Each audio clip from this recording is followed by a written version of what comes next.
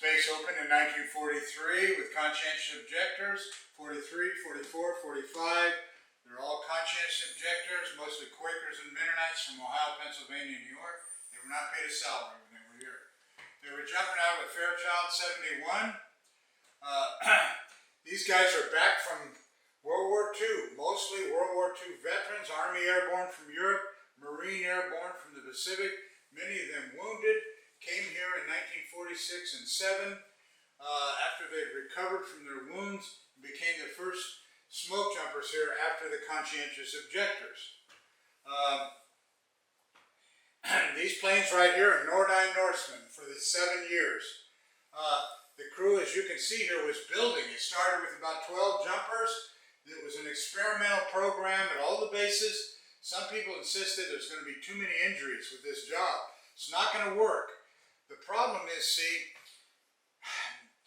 the lookout towers out there and private pilots, commercial airline pilots, and whoever would spot a smoke out there in remote areas. But if you tried to walk from the road up to the smoke, it could take you 10 hours to get there from the road up to the fire, or 12 or 15 hours maybe. Sometimes we could get to those fires by air from the base here, same fire, in 15 or 20 minutes by flight, by air time. Anyway, these guys came in at 46, 47. You can see the crew is growing. Started at 12. Each year gets a little bit more jumpers here. They're not having a lot of injuries. We had a great training here. This is very important. Our great training helped us to keep the injury level down. Nordine Norseman's here for 7 years. The plane was built in Canada.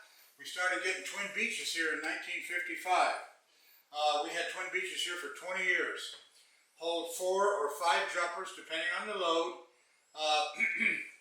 When I got here, there was 2 twin beaches. So during these years here, this is part of the, they're all twin beaches, which you see, we had 3 big twin beaches for 20 years. And you can also see that the crew is still growing. When I got here, we had 28 jumpers, 1966. I was making $2.25 an hour here. This is a Ford Trimotor right here. The plane was first built in 1928. This crew right here is going down to the Siskiyou National Forest in 1949. Photographs taken in 49. The reason for that is this base used to cover Oregon and California. I had a huge coverage area here. But in 1957, they took half of the jumpers here down to Redding, California, and started a new Smokejumper base in 57.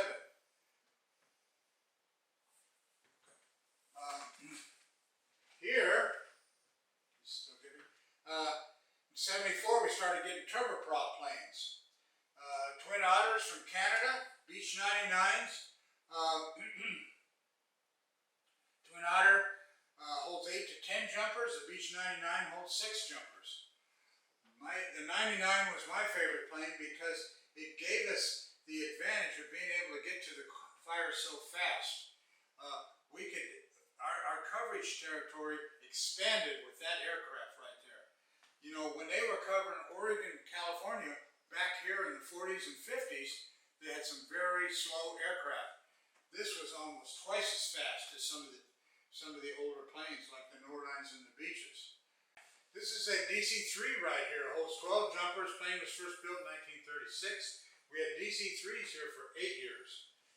These are all Beech 99 photos here, all the way up to 81. This is when they closed the base. High-level Forest Service employees came in here from Washington, D.C. to tell us they were going to shut their base down. They said they were sorry about it, but they had to shut it down to save money.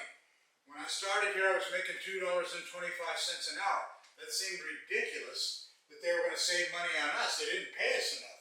One of the jumpers said to these guys, these Forest Service Washington, D.C. guys, you know, you don't pay us enough to save money by closing us. What you should do is, if you want to save money, you should give us a raise first and then close it, and you'll save more money. The Forest Service employees didn't even get the joke.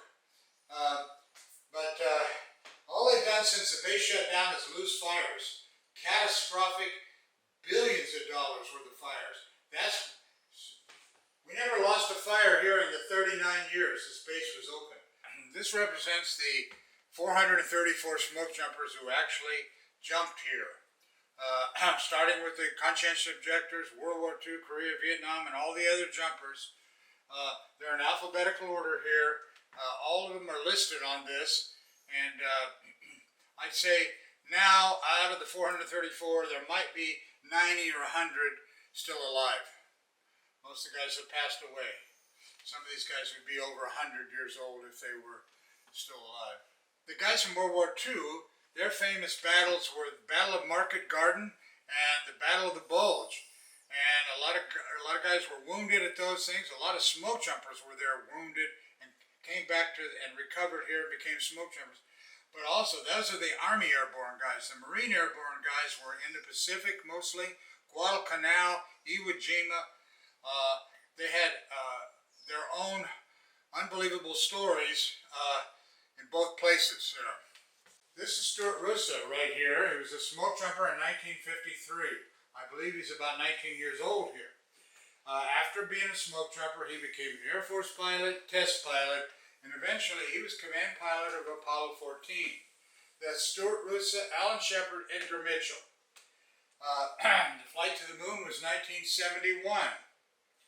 When Stuart Russo went to the moon, he took a little packet of tree seeds with him.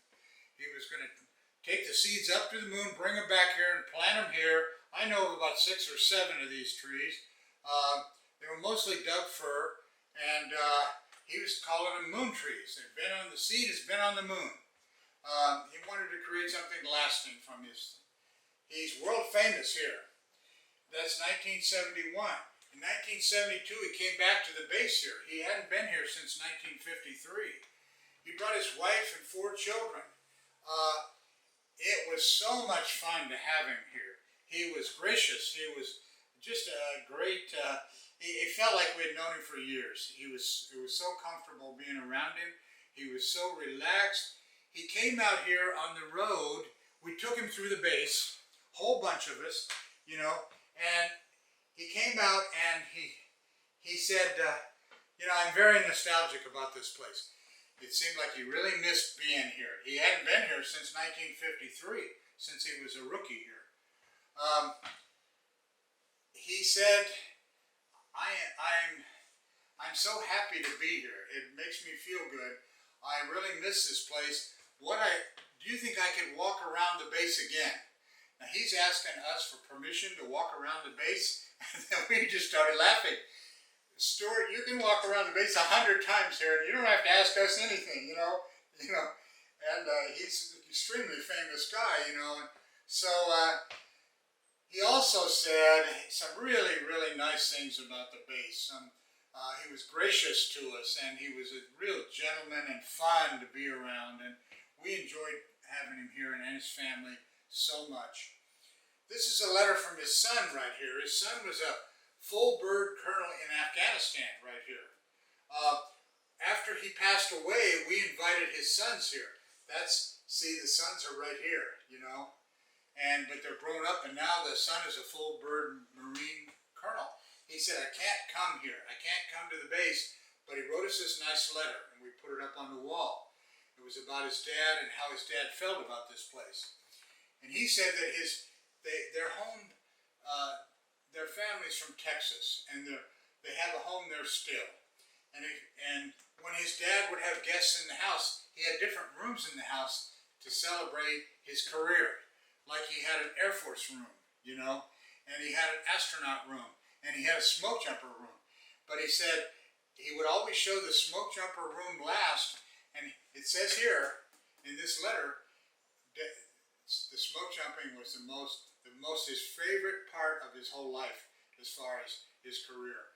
That's what his son said there. He made us feel good. This is Willie Unsold right here. Willie Unsold was a smoke jumper in 1950. He later became the first climber to ever successfully ascend the west side of Everest. The west side is the most complex, dangerous side of the mountain. Many climbers, hundreds of climbers had tried on the west side. Nobody made the top. He's the first one to make it up in 1964. He's climbing with his daughter here. on a mountain called Nanda Devi in the Himalayas. She's 22 years old there. They were on a mountain called, like I said, Nanda Devi. She died on that climb of altitude sickness, and she's buried on that mountain. This is Danny On right here. Danny On was in the 101st Airborne, parachuted the Battle of the Bulge at Bastogne, and was severely wounded. This is December 44. They brought him back to the States to recover, and a year and a half later he becomes a jumper. He jumped 46, 47, 52, and 3. He's the first Asian American smoke jumper in the nation, and his heritage is from the Gobi Desert in Mongolia. And they gave him the Medal of Honor. That's what that photo is at the top. Betty worked in this office here for many years. She's a dispatcher secretary. She's taken a fire call off this radio right here. This is automatic dispatch. So somebody sees a fire out there, a lookout tower, private plane, commercial plane, somebody. They call it in and say, I see a smoke on a certain mountain. Immediately she hits a fire siren right here. The jumpers are spread out around the base. They run for the loft to get their gear. Pilots run for the airplane to start the engines. Betty's writing down the coordinates here. She gets them off the automatic dispatch radio. She writes them down, she runs out, hands them to the pilot, he knows where to fly to. We're trying to get out of here in about 4.5 minutes, 5 minutes. That's our response time. We want to be, if we can, rolling down the runway in less than 5 minutes. You know, small fires are easier to fight than big fires. Small fires are safer for the firefighter. I don't hear firefighters getting killed on a small fire. They get killed on catastrophic fires where they get overrun and they get trapped. And also small fires cost a lot less money. If you want to talk about money, and they're shutting this place down to save money, something didn't add up. This building here, that's the building we're standing in, used to be called the Redwoods Ranger Station, and it was downtown Cave Junction. This building right here. Built in 1936, but in 1962, they called up one day, the Forest Service in Cave Junction. They called us down here, we're Forest Service too. They said, we hate our ranger station. You can't heat it in the winter, everyone's freezing, and it's too small. So we're about to bulldoze this building. Unless you guys want it. Would you guys like to have this building? We said, yes, we don't have an office here. We use a closet over in the loft for an office. You could just get 2 people and a radio in there. So anyway, they jacked this building up and towed it down the highway, down the Redwood Highway, right straight here, behind 2 trucks. They put it on a new foundation, and it has redwood exterior, oak floors, and a vaulted ceiling. The floor, this is the building down at the Redwood Ranger Station right here, Cave Junction. They're building a new one there. It's a tin building. We'd much rather have this building here. It has more character. They don't build them like this anymore. This has redwood exterior, oak floors, and a vaulted ceiling. The new building doesn't have any of that. Yeah, I'd like to show you this picture of the Welch brothers here. They started here around 1960, 61. This is Gary Welch, Larry, the youngest, and Bernie, the oldest. They're from Texas. Great guys. I jumped with Larry in the 60s and 70s. Larry jumped here for about 5 years, then went to Alaska, jumped there for around 5 years, and came back and jumped another 4 or 5 years here. All the guys were big Texans. They were strong and really good physical shape. Great jumpers. Larry here came in about 5 years ago to the museum here. Now he'd been here many times. He comes here almost once a year. He's very, very generous with us. I don't know what I should talk about, but their family has quite a bit of money, I think. Anyway, Larry came up to me and he said, I have an inheritance. I want to make a big donation to the museum here. And when he said that to me, I thought, oh, maybe Larry's going to give us $500. He's always been generous. $500 is a lot of money to us. That's going to do a lot. And I'm sort of thinking, I don't know how we'll use the 500, but I'm very excited. So then he says, yeah, so I got this inheritance. And so basically, he gave us a check for $307,000, not $500. So with that money, we went out and bought these buildings. They were already on the National Register of Historic Places. They were on the State Register as a historic site of Oregon, but it's better to own them if you can. And we were fighting these politicians like crazy not to destroy this. And even after those federal and state historic designations, they still wanted to come in here and tear this down. And even after we bought the buildings, some politicians have come here with the idea of tearing things down. Okay, this is a fire comparison chart right here. What this chart represents is our coverage area. 1910 here, 1940, 1980, and closer to today right here. This is the fire level during this 30-year period right here from 1910 to 1940. This is what happened when they opened the Smokejumper Base right here. Boom, 1943 right here. Fire level went from here down to here. This is the 39 years the base was open right here. We never lost a fire here. We never lost one home that I've ever heard of. We hardly ever lost a tree. Everything was protected and saved and conserved. If this base was open, they closed it right here. If it was open here, you wouldn't have this fire level here. What you'd probably have is this across here, with no homes burned, no trees burned, no wildlife gone, no erosion, no smoke damage on people's lungs. The other thing, on these big, huge fires here, they close the road out here, and they lose a lot of tourist money to the small businesses along this highway, whether they be in Grass Pass, Cave Junction, Crescent City, Brookings, wherever. This is the 39 years the base was open. Like I said, we had a perfect record. Forest Service officials came right here around 1980 and 81 to tell us they were closing the base. They said they had to do it to save money. This is not saving money. These are catastrophic, extremely expensive fires. I would say up into billions when they start figuring the true effect of these fires right here. The Biscuit Fire right here was 500,000 acres.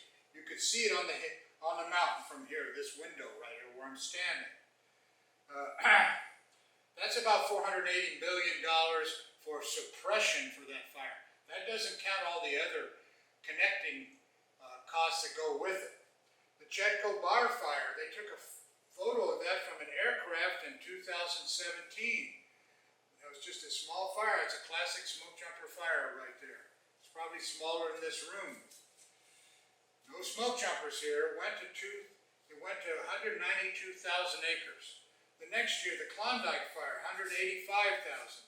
The next year, or 2 years later, the Slater Fire, then the Bootleg Fire, and then the Smith River Complex Fire. They're going off the chart now with these catastrophic, horrendous fires that burn down unbelievable, not only timber, but homes too. This is a picture of us running down the runway in 1972 for physical training. There's about 20 of us here, so I'd like to show you. This is Mouse right there, and that's me. What's crazy about this, Mouse is 4'10.5", 112 pounds, and he seems to be the highest one off the ground here. I don't know how in the world he could be the highest one on the, that's Troop right there. Mouse and me. And you might even know some of these other guys in here too. But I've always thought this was a crazy photo that he could be the highest one off the ground and be 4'10", So I think, I always make a joke about this. I think, well, it's not fair for a mouse to look this good. That's not right. He's making the rest of us kind of embarrassed here. So I went to the guys and said, what we should do is cut the photo off at the knees right here so they can't see how terrific and great Mouse looks. So anyway, nobody backed me up on that idea. It just went by just like everything else of my ideas. But it just shows how great a jumper he was. Mouse had this terrific spirit, and he had this terrific attitude. He never complained about anything. He was an amazing jumper. Everything was harder for him, and the rest of us were kind of like professional complainers sometimes. We would always think of ways to complain. Not Mouse. He was just so happy to be there and have a job. He appreciated it more than anyone else. This is a hog fire right here down in California in 1977. 24 of us jumped this fire. That's Mouse right there, and that's me. Our chutes hung up in trees here. It's like 24 of us hung up in these trees, about 80 feet. They're oak trees. And one crazy thing that happened is after we rappelled to the ground, left our jump gear, parachutes there, and we went around the hill, the fire blew up. They called us on this. They're supposed to call us with 3 or 4 minutes to request us. They waited 24 hours or something before they called us. By the time we got there, it was a catastrophic, horrendous fire. Anyway, we jumped in, hung up, got to the ground, then we headed around the mountain. They wanted us to try to build line around the back of the mountain. When we got over there, a helicopter flew over and reported that a whole base just jumped in. A whole bunch of smoke jumpers just jumped in. But he said, there's no place for them to land. They're all going to land right in the fire. And it's a terrible situation here. There's nothing I can do to help them. I'd like to land and help them, but I can't. So, you know, what he's basically saying is these jumpers are going to get killed. A whole crew of jumpers. Well, what it was really, it wasn't a whole new base coming in like NCSB or Redmond or something like that.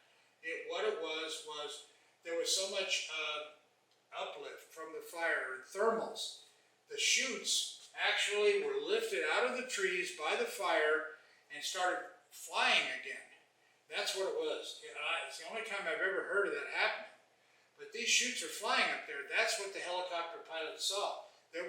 Nobody was in danger here, but all, of course, parachutes and jump gear were. So, but he thought they were, because it was smoky and he couldn't see very well. He can see big chutes, but he can't really see details.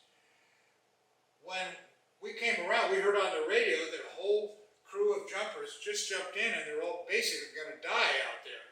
We're all upset. We know these guys from the other bases too. They're all our friends. But what it was in reality is that nobody was in those chutes. It was our parachutes that were flying around up there in these thermals. And so, and when we found out, when we got down in this meadow here to take this photo, somebody told us, you know, it isn't a whole nother base like Redmond or NCSB or something. It was just our parachutes. Now what that means is that our chutes are going to fly around for a while and then they're going to fall into fire and it's going to burn everything up we got. Well, we're happy that nobody got killed. That's why we're excited about it. No one was hurt.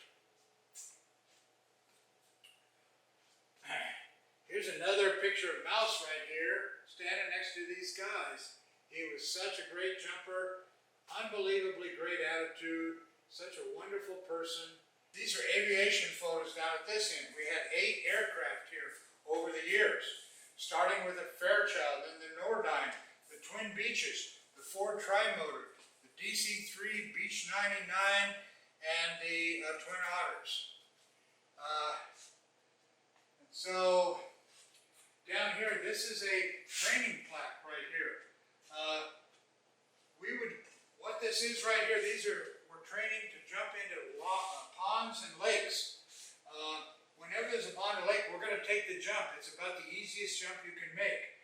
There's so much, you can see here a little bit, there's so much padding in these jumpsuits like a football uniform. That padding is buoyant. So when you hit the lake, the water, you only go down a few inches. And then you pop up and swim to shore. Take off your jumpsuit, throw it over a bush. Take your 2 parachutes, throw them over a bush. When you get back, they're all dry. These are towers here. We would jump off towers to get good exit position coming out of the plane. This is a tower here basically built for the Twin Beach, and this one down here for a DC-3.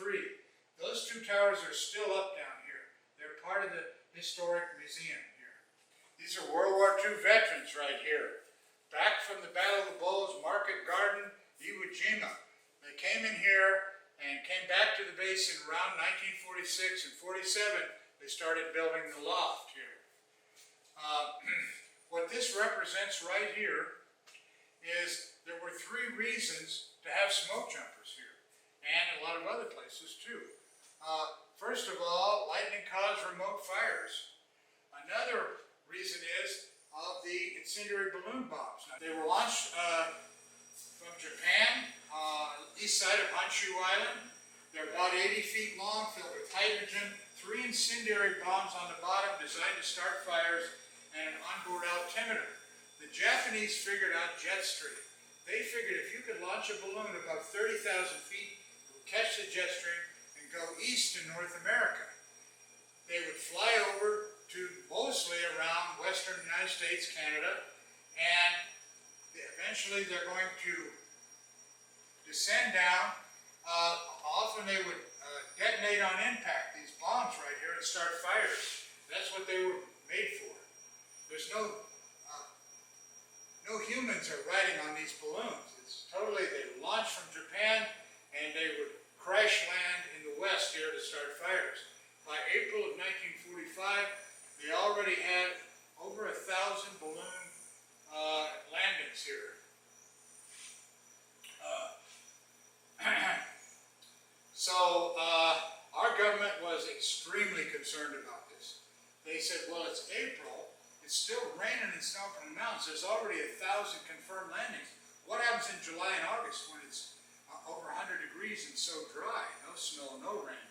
So we have got to stop this. We don't know where they're coming from. They were coming from Honshu Island, but they didn't know it at first. And we don't know how they're getting here. Well, they were getting here by the jet stream. We didn't even understand what that meant at that time.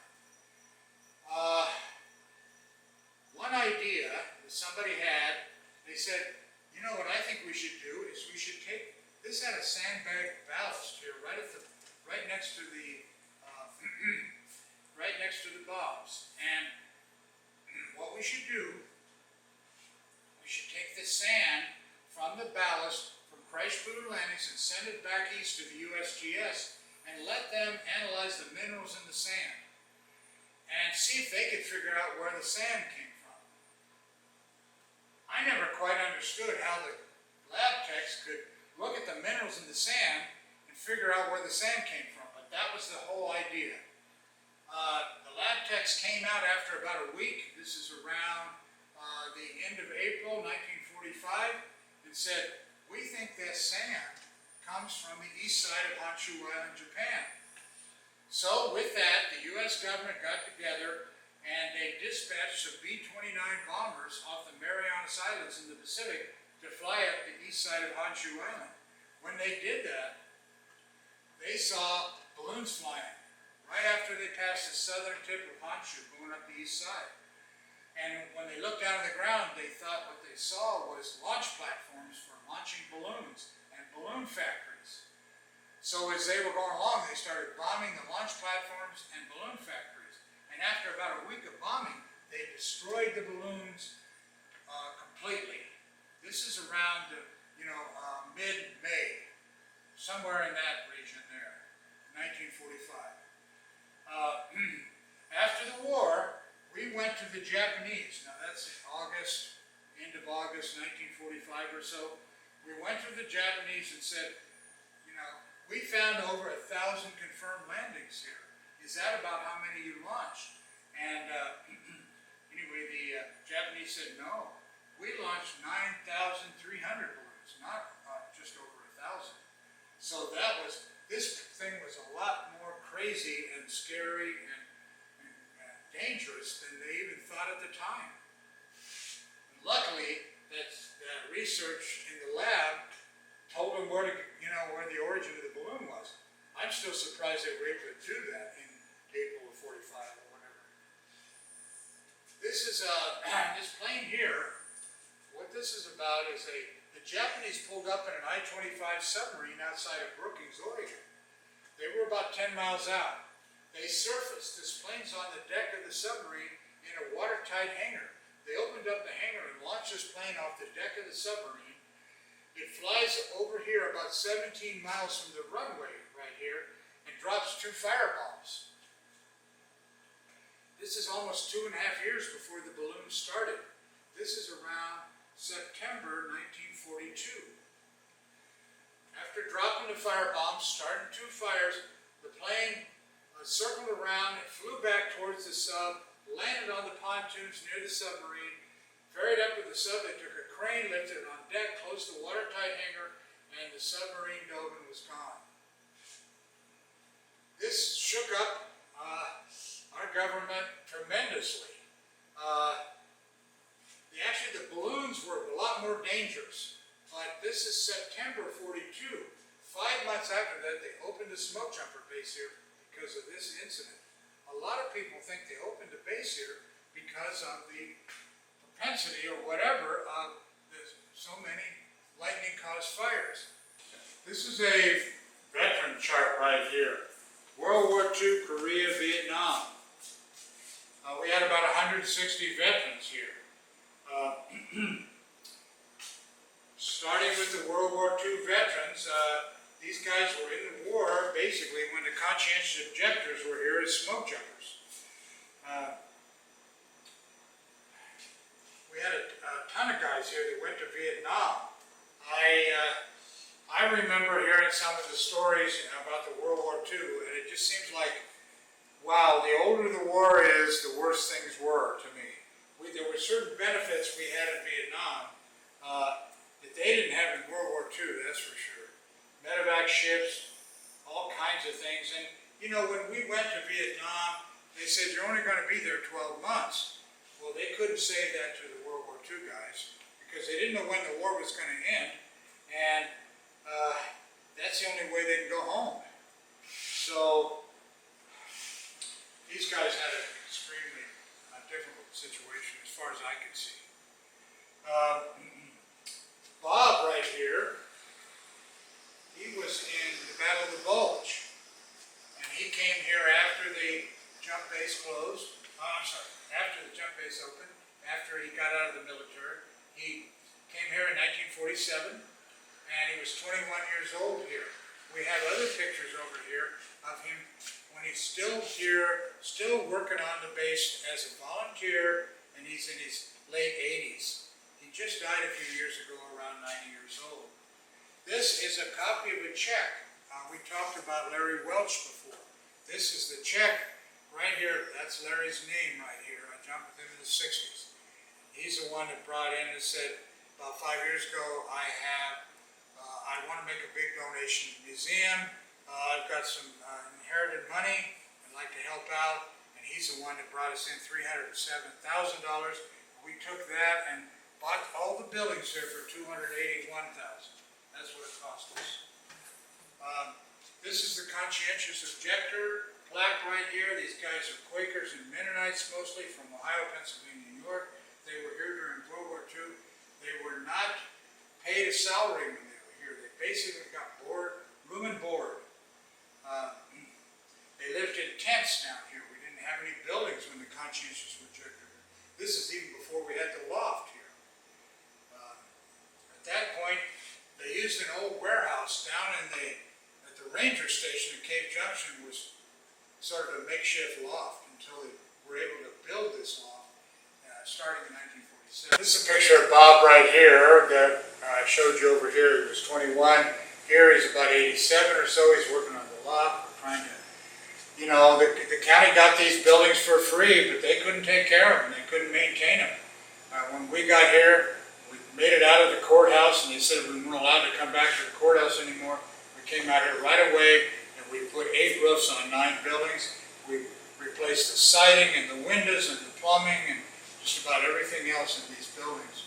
And that's what all these are work week photos. We have a work week every year, usually in June. In 1910 or 11, we had a work week and had 100 jumpers come here. Most of them were from Cave Junction, but the other bases came too. We had jumpers from McCall and Winthrop and Redding and Redmond, Alaska. They all came to help us. And it was really heartwarming. Plus, a lot of volunteers from town came out here that weren't jumpers, just to help us out. We have a volunteer crew every year to come during work week, but our guys are passing away, and it's harder and harder to get good work crews.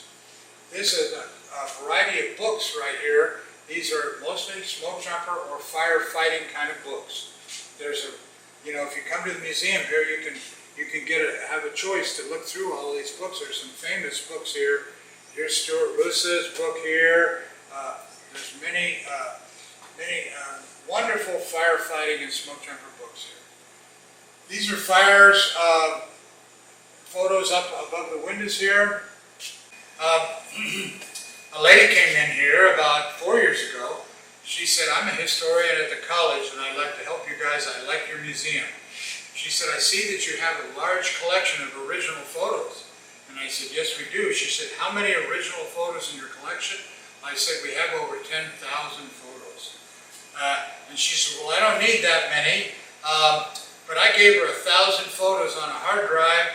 Some of the ones that I think are good, really good, best photos. And she put us in university libraries across the country. And she also put us in the Library of Congress. This is our sign-up sheet right here. We ask the visitors and the people come for tours that if they would fill in, it makes us look good in here, and they can put their name, phone number if they like, or email address, and we'll try to keep in contact. We depend a lot on donations. That's what this is, a donation box right here. That's how we survive here, pay the bills. The bills here are about $8,000 or $10,000 a year just to keep it going. So we have to make $8,000 or $10,000 just to pay the bills here. This is a photo, this black and white photo, the large one here, is a photo of the base in 1959. As you can see here, here's the parachute loft right here.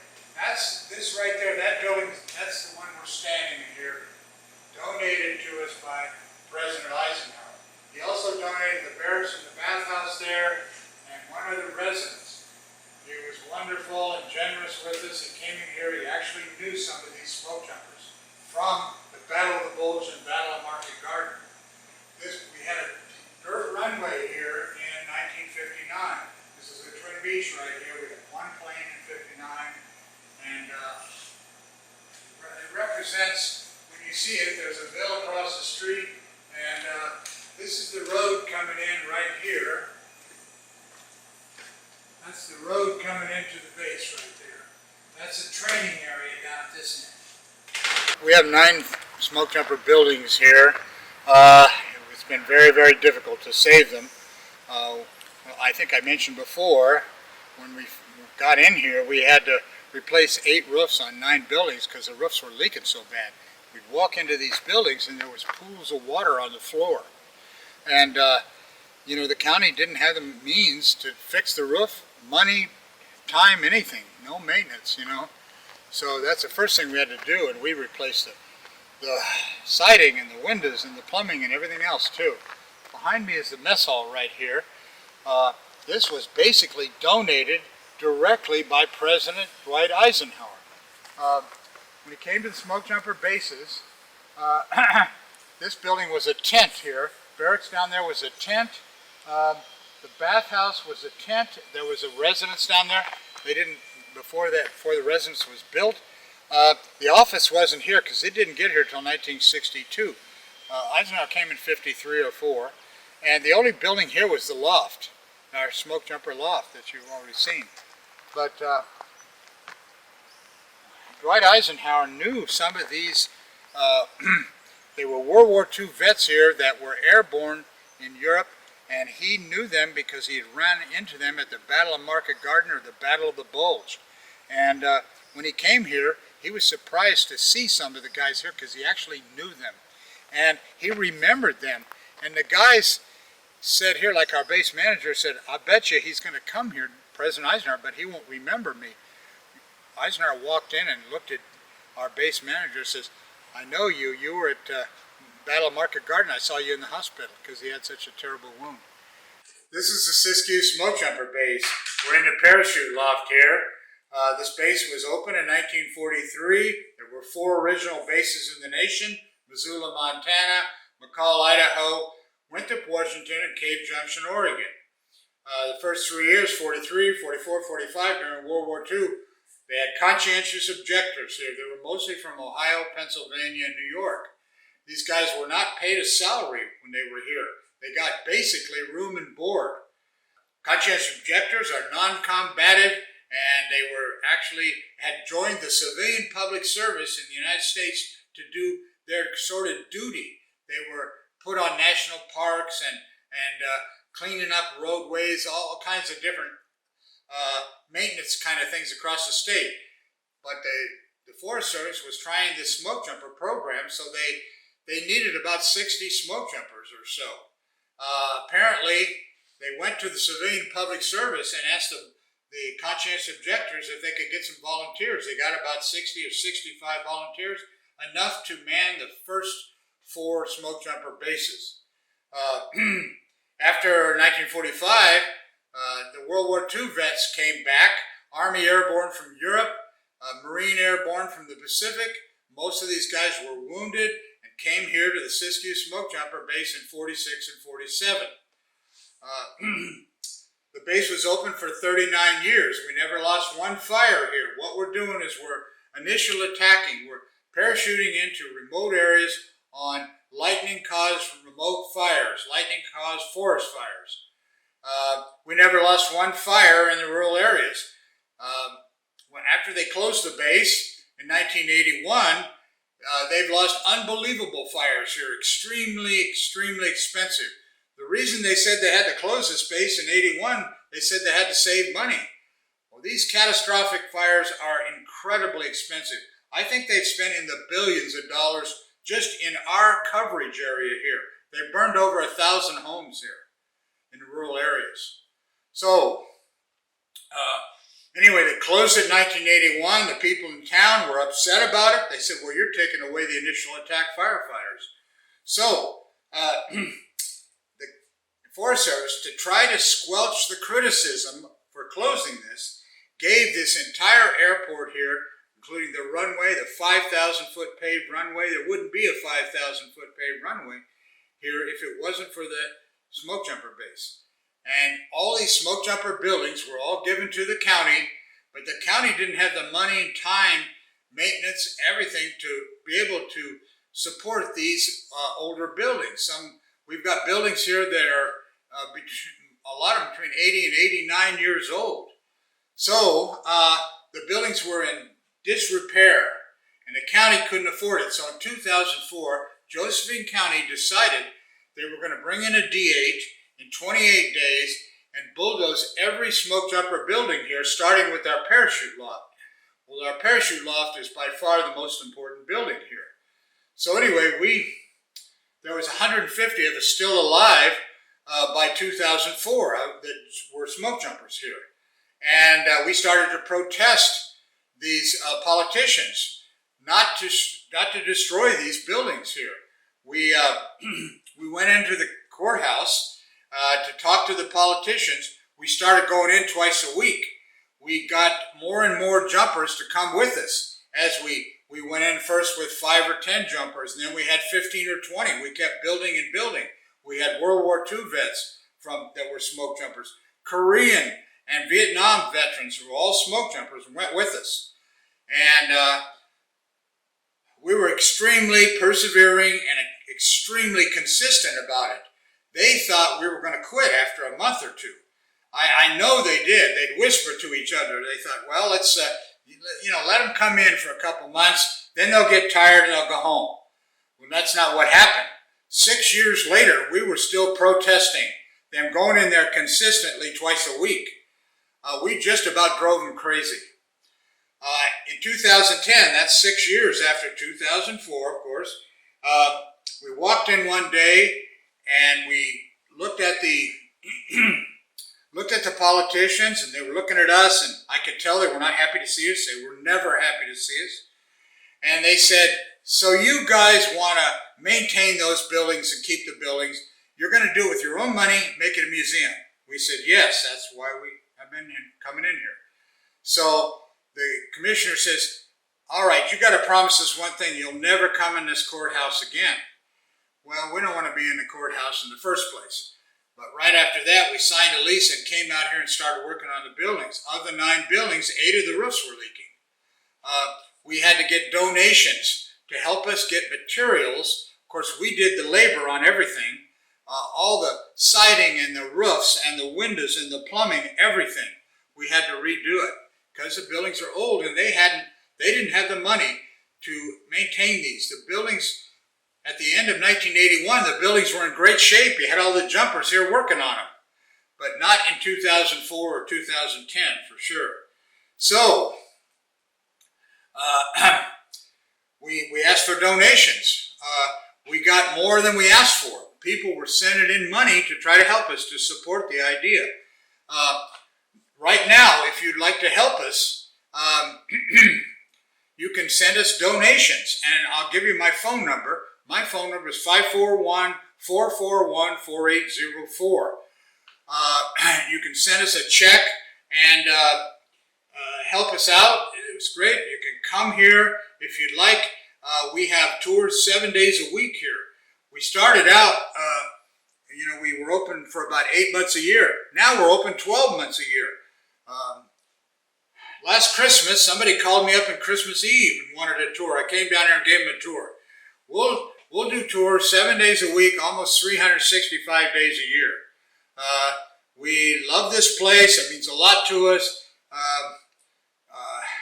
We had a great crew here. We had great bosses. This place was incredibly efficient. To me, this was the most efficient government-run operation I've ever heard of. When I started here, I was making $2.25 an hour. We had all these guys coming back that actually were from this base, but when we put out the emails and Facebook and all this stuff, we asked for volunteers. Guys were coming here and both men and women from other bases coming to help us. They would volunteer to come do maintenance. They would come here and make donations. It was a wonderful support, but not just the smoke jumpers, but other firefighters would come to help us too. And even lots and lots of tourists and citizens come in here and donate to the museum. That's how this place is run. That's how we're able to pay the bills. It costs about $8,000–9,000 a year just to have this, between the insurance and the power bills and all this other stuff. But we welcome your help. If you would like to donate and help us, that would just be fantastic. We have 2 airplanes here that used to be here, 2 twin Beechers. It's called a C-45 in the military, holds 4 to 5 jumpers. Plane was first built in 1937. We have 2 of those out here, and we're looking for 2 other planes. If you hear, we need a DC-3, which we had DC-3s here for 8 years, or a Nordine Norseman. It was originally built in Canada, came here in 1947, 48, and holds 3 or 4 jumpers. It was first built in 1932. If you hear about a Nordine Norseman, first built in Canada, or a DC-3, that would be fantastic. That would be helpful. We'll try to somehow or another purchase one. We need a plane that can't fly, because if it's flyable, then they want $100,000 for it. We don't have that kind of money. But if we can get one that's pretty well, it's a static display, we could bring it in here, fix it up a little bit, paint it, make it look real nice, but it would just be a static display for the museum. If you have any smoke jumper artifacts of any kind that would fit in here, and you'd like to get them to us, you can mail them to us, call me on the phone, I'll give you my address, and you can mail them to us, or you can come here and donate them personally and see the museum. We've had people here come into the museum from every continent but Antarctica so far. We get a lot of people from Africa and Asia and Russia and all over Europe, South America, and everywhere. Now, if some people would like to come and volunteer their time, they can be helpful too. We've got painting projects to keep maintaining things, especially outside buildings. You can come in. There's a few people who've come in and said, I'd just like to be a host here. That works too. Or you'd like to come in and just help us clean this place. We got 9 buildings to take care of. And it takes a bit of time to just keep everything up. We've saved all the buildings though, and that's the amazing part. And if you'd like to be a part of that, you can come and help us. This is a DC-3 right here. We had DC-3s for 8 years. DC-3 would normally hold 12 jumpers. These are the first 2 guys out there. This is over on the east side of the Cascades. If you look at this, you can see there's no openings here, no meadows or anything to jump in. They're going to have tree landings here. It's too much. It's too thick. These trees might be 120 foot. Nobody wants to be in a 120 foot tree either. Sometimes we're in trees much taller than that. These guys, there are 2 guys here. First guy out, lines are coming off his back. He was coming out of a DC-3. This is 1967. This is Troop right here. This is, the fire is right here. Smoke's going straight up. That's good. That means there's not much wind. But this is a very steep jump spot area here. It's almost like a cliff. These trees are 150 footers. These are 150 footers. They chose this to be the jump spot right here. 2 guys went out. They dead centered this perfectly. They were able to walk down here to the fire in 8 or 10 minutes. It's an easy fire. It's a very difficult, steep jump. They had to walk 28 miles to get off this fire. 1943 or through the 40s, they used silk chute like this. Around the 50s, they started using nylon like this. The thing with the nylon is it's stronger than the silk. It doesn't rip as bad as the silk, and the silk is more expensive. So they quit using them around 1949 or so. And now they just use nylon chutes like this right here. This is a 1943 silk chute here. That's a silk chute down there. And this is around a 1956 or so, 58 nylon chute. We had static line jumps here. That means that the chutes are automatically pulled open when you go out the door. This is a static line. There's a brake line right here. The lines come off your back. That's the first jumper there. These are the lines of his parachute right here. The canopy is actually in this bag at that split moment. When we got to Alaska, they had ram air canopies up there. They had squares, what they call them squares. It's more like a rectangular chute. And up there, we would free fall out the door. We would not use static lines in Alaska. The way this chute here, all we ever had at this base were round parachutes, starting with the silk chutes, and then the nylon chutes around the 50s and 60s or so. This chute here is kind of a copy of a military type. This guy is coming, he's above the clouds, he's just come out of the plane, he's starting to steer right away, he's pulling down on his right steering line. These are steering slots here with the chute, here and here. This is forward speed. These chutes have about a 9-mile-an-hour forward speed. The ram airs have a 30-mile-an-hour forward speed. You can really fly around in those ram air canopies. They're a much more advanced parachute. Danny On, we talked a little bit about him before.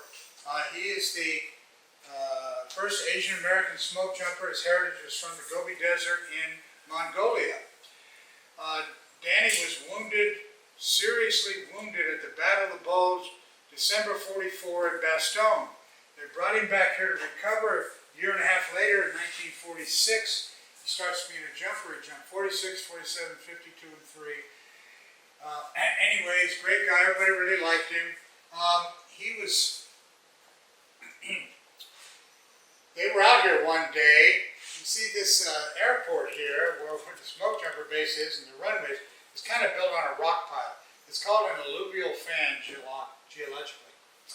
Anyway, Danny and some guys, they were brand new jumpers. They were out there collecting rocks or cleaning rocks or moving rocks around. And it's hot and all that stuff. And one of the guys said, geez, you know, this place is like a desert here. And because it seems, the trees aren't as big as the ones over on the mountains. Well, it's not because it's hotter here than in the mountains. It's because the soil is so bad right here where the runway and the airport is. So they're out here picking rocks one day, and this guy says, geez, it's like a desert here. And Danny said it reminds me of the Gobi Desert. That's where he's from, in Mongolia. So right after that, everybody started calling our Smokejumper base here. The nickname was, this is the Gobi. This is our well tower right here. We would hang our chutes here after a jump. If you land in trees, you would often tear your chute.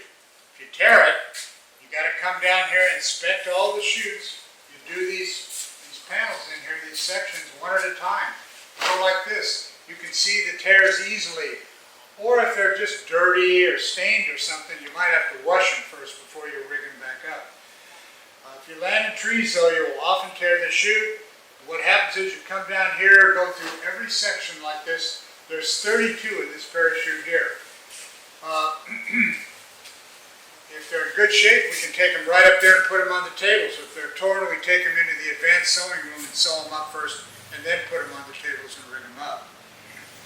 This is another important job here. It's one of the jobs, like if you're just made through jump training, you're going to come in here right away, maybe start inspecting chutes, or maybe start sewing up here, or maybe even start rigging cargo chutes first. You rig about 20 of those, then you can rig personnel chutes. On the cargo chutes, they're going to break them down right in front of you to see if you rigged them right. And then same thing with personnel chutes. So we could hang about 8 chutes in here at a time to inspect them. This is Mouse right here. His real name is Alan Owen, but everybody called him Mouse all his life. He's 112 pounds. First of all, he wanted to go in the Marines. The Marines wouldn't let him in. They've got minimum requirements. He's too small. He's too short. So he can't get in, so he went to his congressman back in Missouri and got a congressional appointment to become a Marine. He became the shortest Marine in United States history. This is an article in Life magazine right here. So he goes in the Marines, goes to Vietnam, gets out of the Marines, and now he wants to be a smoke jumper. He applies at all the bases. There's 7 bases now at this point when he gets out of the Marines. Well, nobody will hire him because he's below minimum requirements here. The problem is not his height. The height doesn't really matter. It's his weight. He's only 112 pounds. He's too light for these big chutes on the tables here. These chutes, you really need to be at least 150, 60 pounds or so. You know, Mick, who's 250 pounds, he can jump these chutes, no problem. Mouse would not be able to jump these chutes. So anyway, he can't get into jumping, so he goes back to the same congressman that got him in the Marine Corps and got his second congressional appointment, this time to be a smoke jumper. He comes to this base. We make all the jumpsuits in this room. This is advanced smoke jumper sewing here. Anyway, we can make him a jumpsuit. He's smaller than a triple extra small. But he still doesn't weigh enough, so he has to add about 45 pounds or so to his jump weight to be able to jump with the rest of us. We're trying to land in a fairly small group close to the fire where we can keep track of each other and attack the fire.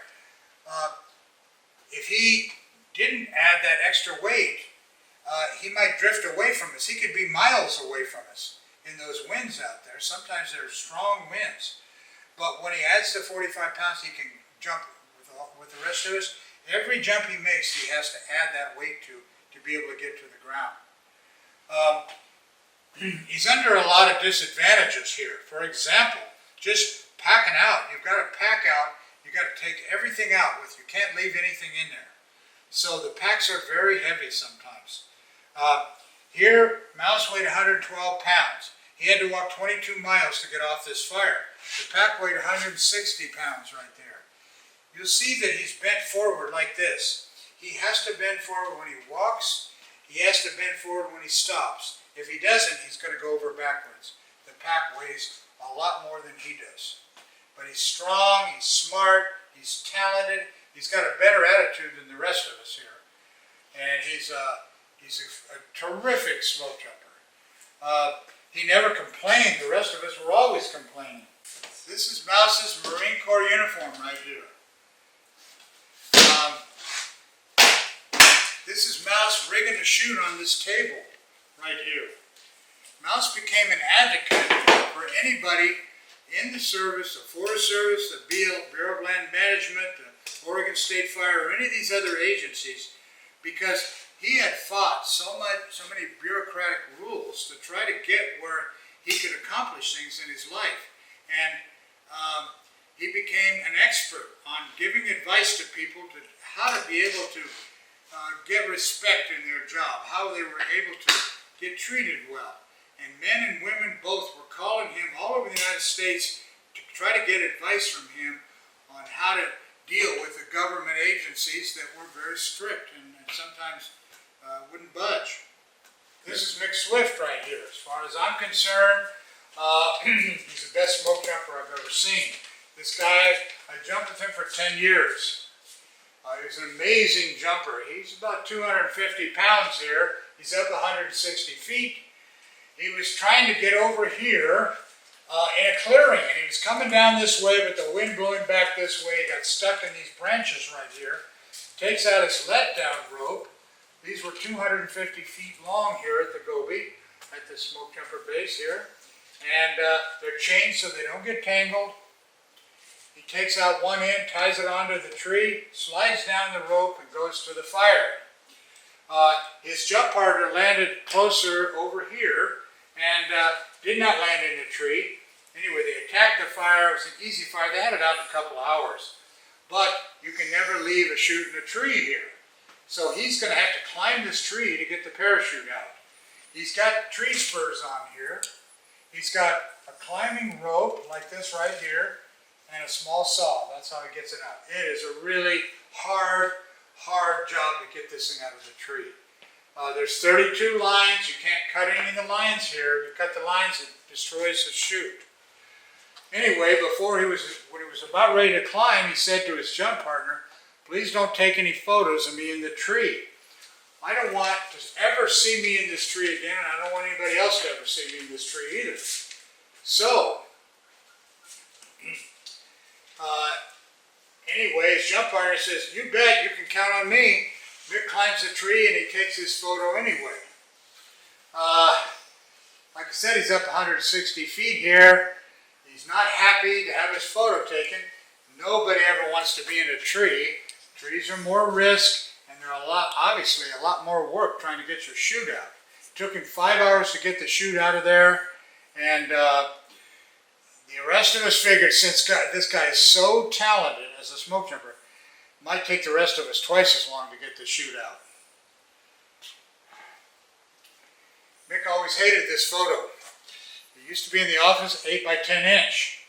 After he passed away, I had it blown up to 4 by 8 feet because I think it is so illustrative, so instructive to somebody who comes in and would like to see what the job's like.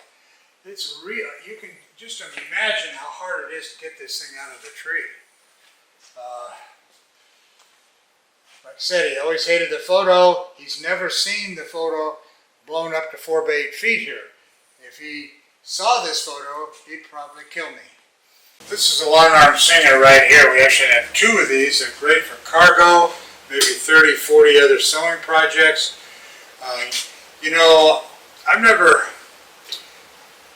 knew a smoke jumper that showed up here and knew how to sew. None of us could sew to save our life. We all learned to sew right here. Guys are intimidated about sewing when they first get here. Years later, they're fighting over machines because they actually enjoy sewing. It's a wonderful skill to have, and these are incredible machines right here. We already talked about the balloon bombs, but one of the reasons the 555th came here, it's an all-black airborne battalion. They were back east, but what happened was when the balloons were coming in from Japan here, they had, 3 incendiary bombs on the bottom designed to start fires. There was only 65 smoke jumpers in, and those were the conscientious objectors. They were good jumpers, the conscientious objectors, but that's not enough jumpers to cover all the potential fires that could happen here, all over the United States. 1,000 confirmed balloon landings there in 1945. So they brought in the 555th, and these guys were already airborne trained. Chutes were similar to ours. This is what it looked like. Their uniform when this is their jump jump uniform here. They had a mask and they had they had a helmet and a mask just like we did, and they were good jumpers, but they were not used to jumping in mountainous terrain with trees and rocks and stumps and all the stuff that we had to deal with.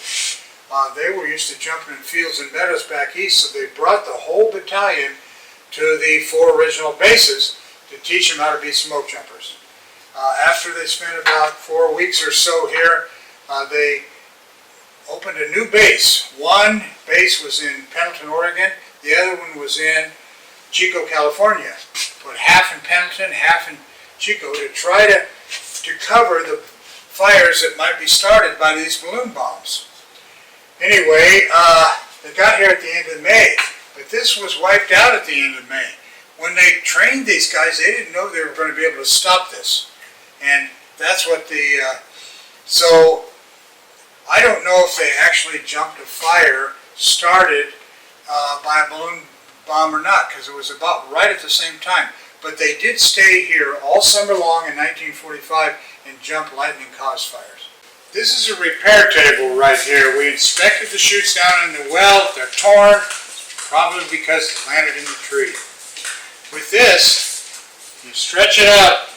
With this right here, this section right here, it's triangular. You take a thread picker and go around this triangle, discard this material, put new material down, pin it, tack it, and sew it in. This repair might take a day or so to do this one repair right here, then it has to be inspected by a master rigger. This is a cargo pack right here. Jumpers jump out about 800 feet above ground level, reach the ground, signal the aircraft they're okay, and then if everybody's okay, the plane will come down to about 300 feet or so, right above treetop level, to drop cargo. It has its own parachute right here. They just want to try to not hang this cargo up in trees. If it's hanging up in a tree, you have no tools, food, or water. This photo right here, that's the stuff inside this fire pack right here. These are jump helmets right here, this collection. All the jump helmets had a face mask to protect your face when you come through the trees. This helmet here, a lady drove down here from Salem. She got out of her car, she drove down by herself, and she had a cane and she had this helmet under her arm like this. And she walked up to me and she said, "I'm 93. My husband jumped here in 1943. I found his helmet out in the garage the other day. I didn't know it was out there. It's been out there all these years. It shrunk, I think, from being the moisture and everything. You can see it's an all leather helmet." And she said, "As soon as I saw the helmet, I had to get it to the museum right away." These things are very, very unusual to find. They're so rare. And you can't get them on the internet or something like that. It has to be somebody will find one and donate it to the museum. That's how we have it. So this is 1943, the one I was holding up. That's 48, 54, and on up. And this is kind of what they're using today. This is our jumpsuit rack here. When the siren goes off, everybody runs through this rack. The first ones that are going to get on the plane get dressed. The other guys help them get dressed, just giving them safety checks. They go right out this door right here and go get on the plane right away. They started here with canvas jumpsuits like this right here. Then they went to nylon like this one right here. Then this is Nomex covered nylon right here. Fire retardant, fireproof nylon. And now they're using Kevlar. The reason they're using Kevlar is because two jumpers got stopped in trees. They came into the top of the tree or whatever, and a limb, the first guy, Gary Johnson, the limb went through his jacket. And the second guy, Gary Dunning, actually that limb went through his pant leg and actually went through his leg. I was told it was a 1-inch diameter limb. Anyway, his jump part, he can't move. He's stuck in the tree with a limb through his leg. His jump partner climbs up the tree and cuts the leg off, cuts the stick off on each side of his leg, and just so he can get him out of the tree. Then he's got a letdown rope like this one right here, see? And he lowers him to the ground, bandages up best he can, gets him on a helicopter. The helicopter took him straight to the hospital. The surgeon took the stick out in surgery, but it didn't hit a bone or an artery. So he was very lucky there. But he was out for a long time with that. That's why they all use Kevlar now. This is, they're using Kevlar. I'd never used Kevlar myself because I was out of jumping before they started using it. This is actually Mouse's jumpsuit right here. See the arm length difference and the jacket length difference on here? I don't know if you can see it. See, it's huge. He was an amazing jumper. I jumped with him for 11 years. We had 5 sizes of jumpsuits here. We had extra large, large, medium, small, and Mouse. Mouse had his own size. This is a 9710. They first started making these sewing machines in 1894. They made them for harnessing and buggies, things like that, horse tack. This thing will sew through almost anything. A couple guys have tried it to see, we had a couple guys that sewed their fingers on these machines. And anyway, it's not a permanent injury, but it's going to hurt. You don't want to have this huge needle. It's like a 16-penny nail almost here to go through your finger. But one of the guys brought in a piece of plywood, 5/8-inch plywood, to see if it would sew through it. The boss heard about this and said, "Don't try this, you guys. You're just like a bunch of kids, And he tried it anyway. And what was amazing, it not only sewed through the plywood, but it made this beautiful stitch through the plywood. That's what everybody was impressed with. This thing weighs over 500 pounds. It is a true relic. I was told there's only 2 like this in the world, like this one right here. One is in the Singer Sewing Machine Museum, and this is the other one. This machine here is 112 years old. This was given to us by NCSP. It used to have, this was a pedal, machine. All of these started out as treadle machines, and then they got motors, but not this one. This one has never received a motor. It has a 360-degree non-directional foot on it right here. This is another 9710, but doesn't have the fancy flywheel pulley system. That's my favorite there, but I'm going to turn this one on. All these machines work. They work beautifully, even though they're 130 or whatever years old. This is 112 years old, this one I think. But this right here is a long arm Singer. This is a long arm Singer down here too. This is kind of the amateur sewing room here. These are beautiful industrial machines right here. Most of these are Singer. There's one Pfaff here and one Bernina from Switzerland. This is where you start sewing. Like I said before, somewhere along the way, I don't remember knowing that some smoke jumper had come here and actually had sewed before. I don't think any of us had ever sewed anything. They bring you right in here, you start rigging chutes, or maybe start sewing. You start with non-essential items like food bags, things like that. Doesn't matter if you're not very good at sewing, if you don't do a very good job on it, because this is where you're learning. These machines here are beautiful industrial machines. They're just classics. Not maybe as expensive as some of the big ones in there, but these are for smaller projects too. And you know, a lot of the machines today, if you see one, is totally made out of plastic, and they might have 12 options. The different kinds of threads you can sew, all kinds of stuff, different stitches. These had 2 options: forward, reverse. That's it. But they did everything we needed to have done here in the law. They're beautiful machines. This machine right here used to be here. It was here for about 30 years. When the base shut down, it went to another Smokejumper base. It's a beauty. When we were trying to get some materials here for the museum, we wanted jump gear, we wanted parachutes, we needed sewing machines. We had a really hard time getting them at first, but we asked the other Smokejumper bases if they would help us out. They were very generous, and they wanted to help us out.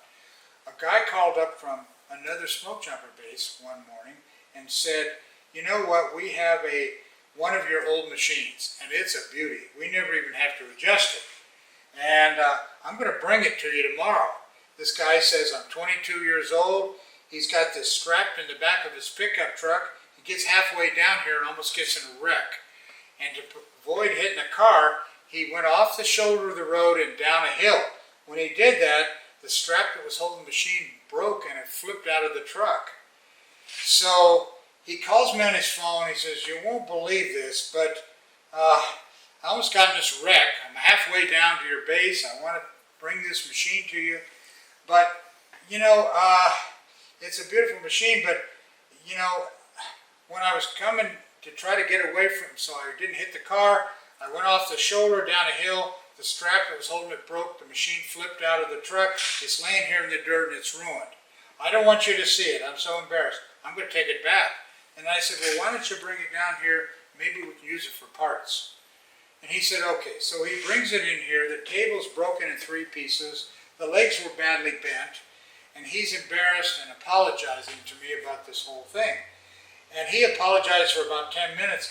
And then we decided to plug this thing in, and it ran perfect. All we did was glue the table together. It's still broken on this corner right here. And we got a digging bar and straightened the legs. But it's a testament to how well made these things are. You know, can you imagine the brand new ones are all plastic and they flip out of the truck? They'd probably be in 100 pieces.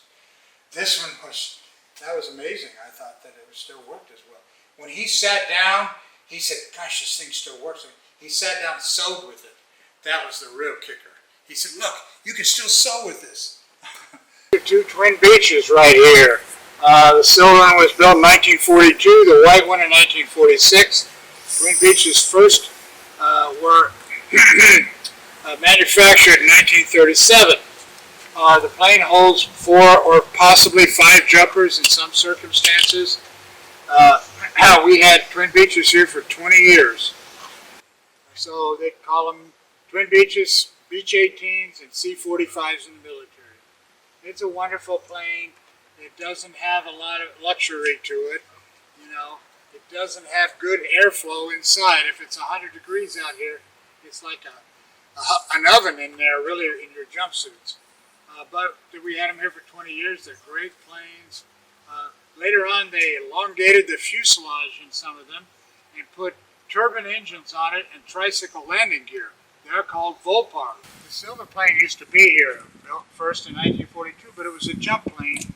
It went up on the coast. We went up and talked to the owner of it. He had quite a bit of money, and he let us buy this at an affordable price. The white one, they wanted $20,000 for that one. It was up in a university. But my friend talked to him and talked to him for about 6 or 8 months and got him down from $20,000 to $2,000. That's what we paid for the white one. Neither one of these planes will fly. If you put 150 or 100,000 plus or so in them, maybe you could get the silver one to fly. The white one would take a lot more money. It doesn't even have engines on it right now. So we had Twin Beaches here for 20 years. 2 other planes that we'd like to get here is a Nordine Norseman. That was here before the Twin Beaches. We had Nordines here, first built in Canada. We had them here for 7 years. They hold 3 or 4 jumpers depending on load. The other plane we'd like to get is a DC-3. They all have to be kind of planes that nobody wants anymore, or else they're too expensive. So you can't go out and buy a plane that can fly, because we wouldn't be able to afford that. But if anybody sees a DC-3 that's affordable, like maybe we use it as a static display, or a Nordine Norseman, we'd sure be interested. Please contact us. My phone number is 541-441-4804. My name is Gary. If you see something like that, please let us know, because maybe we could go and get it, trailer it down here, and it would be part of the museum. It would be a great display. We give tours every day here, 7 days a week. Please come and come see the museum. We enjoy having you here. You can make a donation if you want to. If you'd like to just come and volunteer to help us work on things, you can do that too if you like. We're doing this for all of you. If you like what we're doing, please give us a thumbs up, hit the subscribe button, and leave a comment below. See you next time.